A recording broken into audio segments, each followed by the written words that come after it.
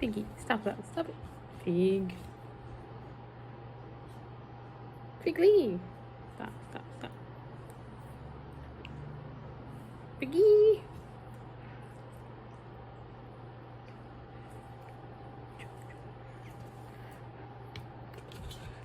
Okay, we're going down. Down. Bad boy.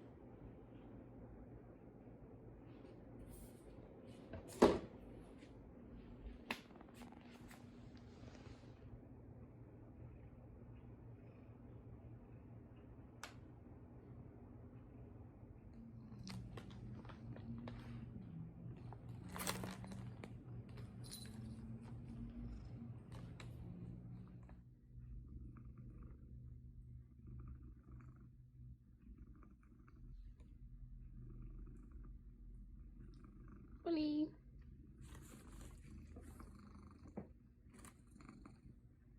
Hello.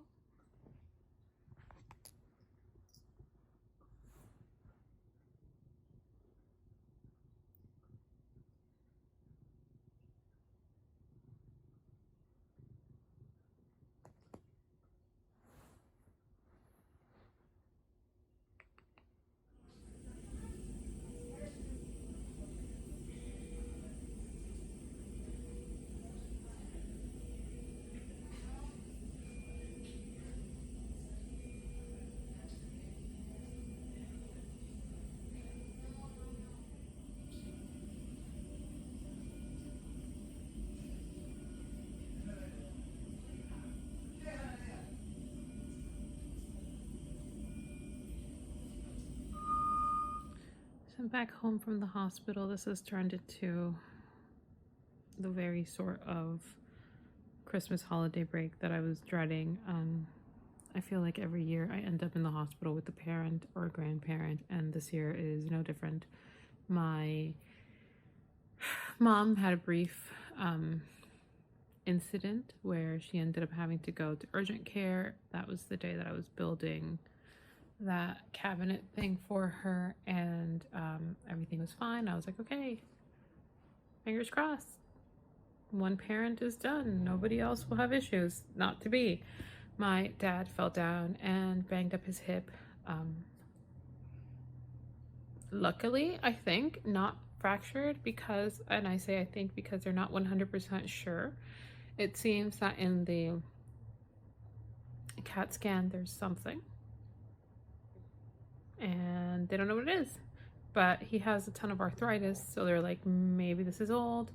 Maybe he just bruised his bone. Either way, there's no like new fracture, but there's like some sort of little maybe old fracture. Maybe that got triggered again. He just has such intense osteoarthritis, and that's one of the many reasons why, like, for instance, I am so health conscious, is because I know it runs in the family. I know I already have a little bit of osteoarthritis in my knees, and so that's like one of my primary goals in maintaining my weight, for instance. And um, yeah, like watching my family go through all kinds of terrible health issues really makes me hyper aware of my own health and my own mortality and my own like lifestyle choices and what they can do to affect me. Long story short, my dad worked really hard, never took care of himself, was a sort of stubborn man who worked a very like labor intensive job but did little to actually take care of his body, and now he's reaping the impact of that. um, I don't know, things are really bad. He's 83 years old. He is terrible. He is anxious and depressed and terrible as a patient, and experiencing pain and not eating because he was refusing everything, and it's a whole rigmarole because of a blood clotting disorder that he has. There's very limited medications they can give him. It's just a very dire situation, at least not the most dire, but he is a cancer patient and he is a blood clot person. There's a lot that can't be done for him and a lot of pain that he's in. Also, like I said, super stubborn, super anxious, and keeps refusing what they're able to do for him. So I have spent the last 2 days basically at the hospital, not really doing much, other than, just being there trying to get him to eat something and keep him company and translate as needed. He was in a ward where they spoke Spanish. Now he's in a ward where they primarily speak English, even though the nurses do know a little bit.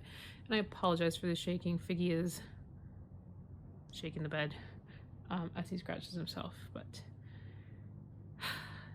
probably my hand is shaking too, for all I know. Anyhow, so he needed a translator today. We also had a very scary moment. I genuinely thought my dad was dying today. He ate a few bites of a sandwich that I brought him after refusing to eat anything for hours. And the nurse was like, yeah, he refused to eat anything yesterday. He also hasn't slept all night, so he probably needs a nap. He says, okay, yeah, I do need a nap after he eats. And my dad is the kind of dad who will fall asleep at a movie and just start snoring. In my experience, he will fall asleep quickly. He falls asleep if you're talking to him, not like a narcoleptic, but like, like he's out like a light very quickly. He has no problem with falling asleep.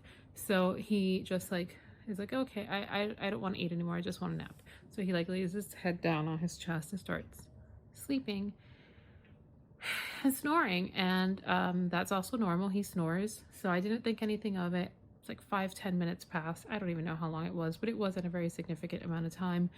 The nurse who had just been with us comes back and she's like, did you get him to eat anything? And I was like, yeah, he had a little bit of a sandwich. He had some soda. Like, it was like 3 bites, but it was, a success comparatively. And so she's like, okay, well, we're going to do some blood work. And so she tries to wake him up, and he's not waking up. So she starts shaking him. She calls code blue. Everybody rushes up. When they start like moving him around, finally he comes to.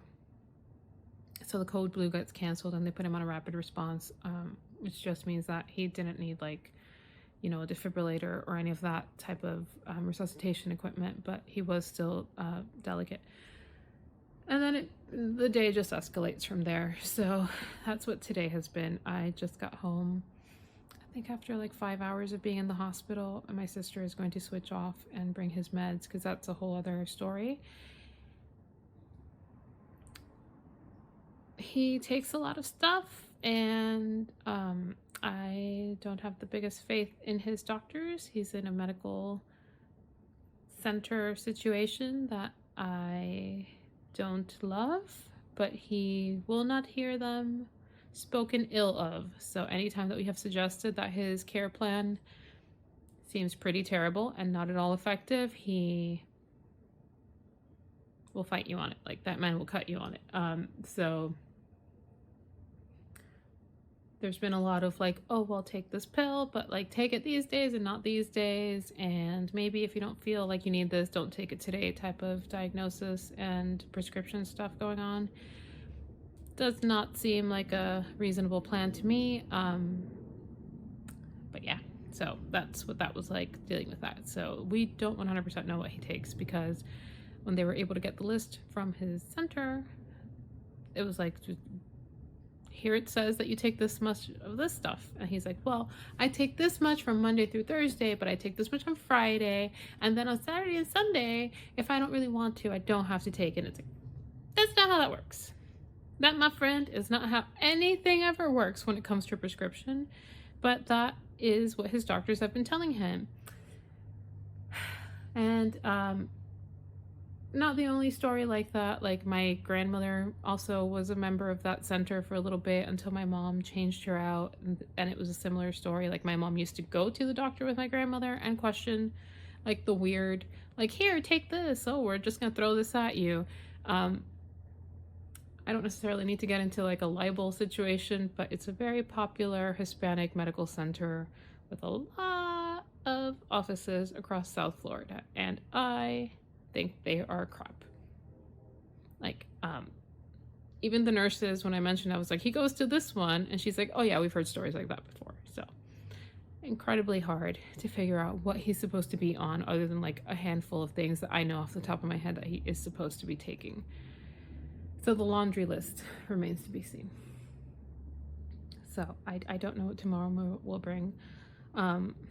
Honestly, I kept waiting for, like, you know, the terrible call in the middle of the night last night, just because of the way he was. Hip fractures really do affect mortality, and he is already a man in not the greatest of health. And yeah, I don't know what the rest of this week will bring, but that is where I am right now. And I will stop here because I'm sure the shaking on the camera is driving you guys nuts, and I apologize for that. Let's just call it a reflection of my shaky life right now.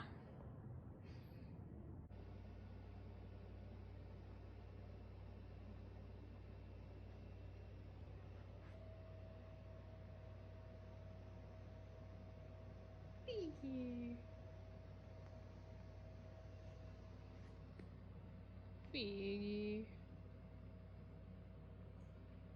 Baby.